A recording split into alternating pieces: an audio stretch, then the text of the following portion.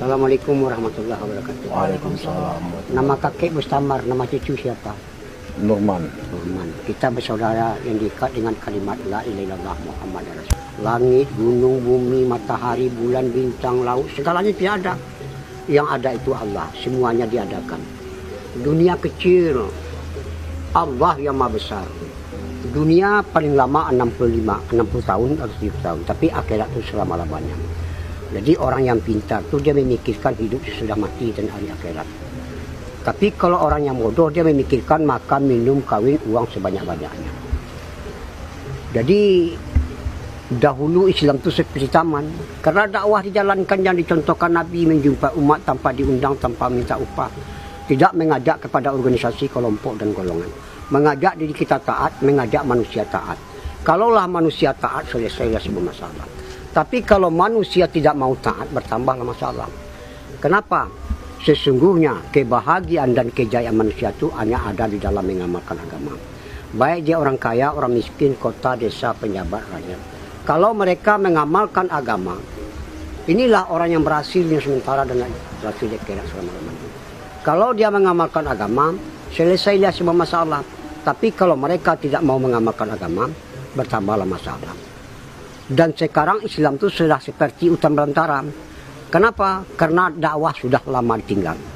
Banyak saudara kita sekarang mengaku Islam tapi nggak mau mendirikan sholat. Banyak wanita perempuan kita sekarang mengaku Islam tapi nggak mau tutup aurat. Satu rambut, satu dosa.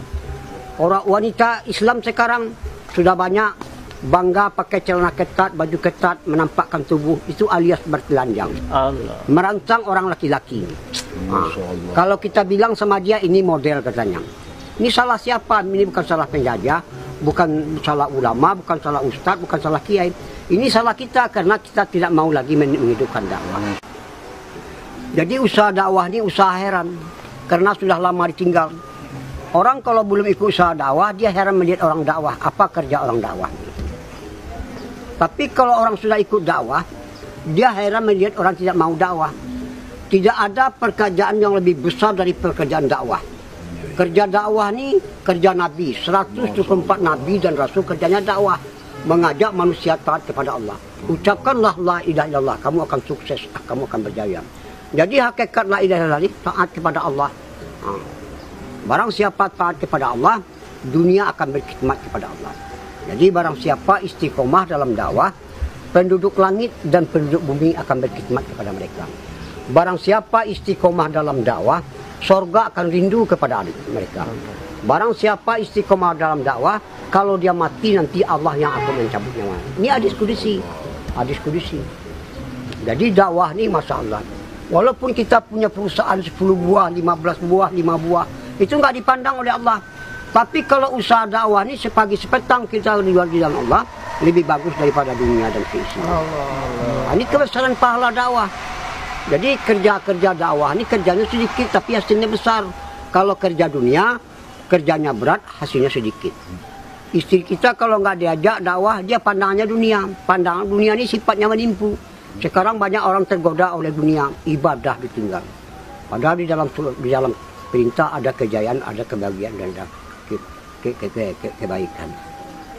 Jadi wanita ini dimuliakan oleh Allah 7 surat yang terpanjang di dalam Al-Quran An-Nisa. Maka itu Nabi menunjukkan surga itu di bawah telapak kaki ibu.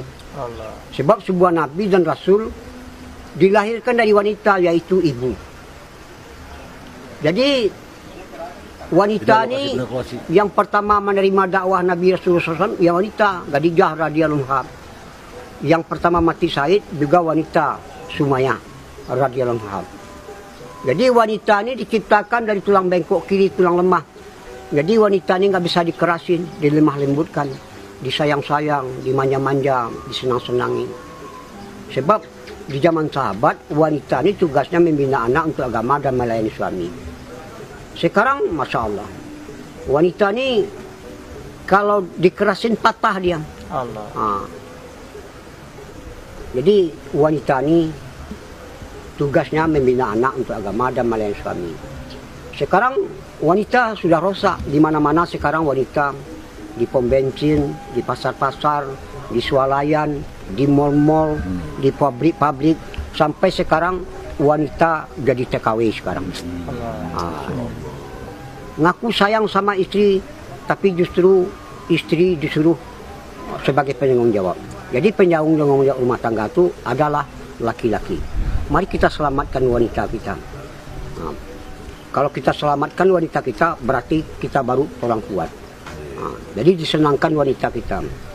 Selalu kita menafikan dunia ini. Allah Khalid, Allah Malik, Allah Razik, Allah Sami, Allah Basir, Allah Ali. La ilaha illallah. Jadi rahasianya dakwah ini, walau 4 bulan IPB, walaupun 4 jalan kaki, 4 bulan jalan kaki, 4 bulan biasa, 40 hari jalan kaki, 40 bulan biasa, tapi 3 harinya nggak dijaga. Allah. Ini akan amburadul. Jadi kita dakwah ini tak ubahnya seperti nanam padi. Jadi kalau keluar 40 hari, 4 bulan itu masa training latihan yang dakwah tu dimakomi di kampung kita sendiri. Jadi kalau dakwah, kalau kita keluar, dakwah dikencangi. Kalau dimakomi, akhlak dinampakkan, khidmat. Jadi mudah-mudahan semua kita ajak orang ikut dakwah. Jadi kalau orang sudah ikut dakwah, dia menjadi orang kaya. Sebab orang Eropa nggak punya pabrik, PT, perusahaan, dia nggak bisa keliling dunia. Paling-paling dia bisa keliling dunia tinggal di hotel berbintang 5. Kalau orang dakwah, dia nggak punya apa-apa, tapi dia bisa memperjuangkan agama ke seluruh dunia. Allah. Tinggalnya di taman sorga, yaitu di rumah bintang bulan, di rumah Allah. Jadi orang dakwah ini orang senang. Kenapa?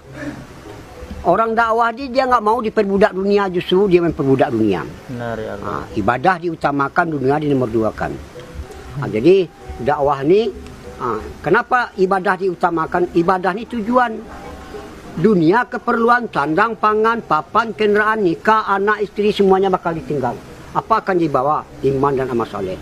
Maka itu Allah berfirman, aku tidak melihat hartamu, aku melihat hati dan amalanmu. Nanti di surga aja banyak orang menyesal.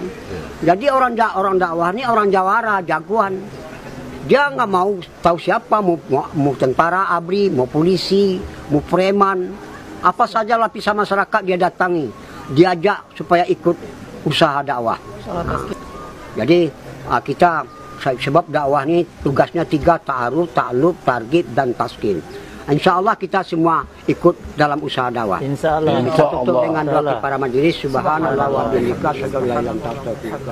Assalamualaikum warahmatullahi wabarakatuh.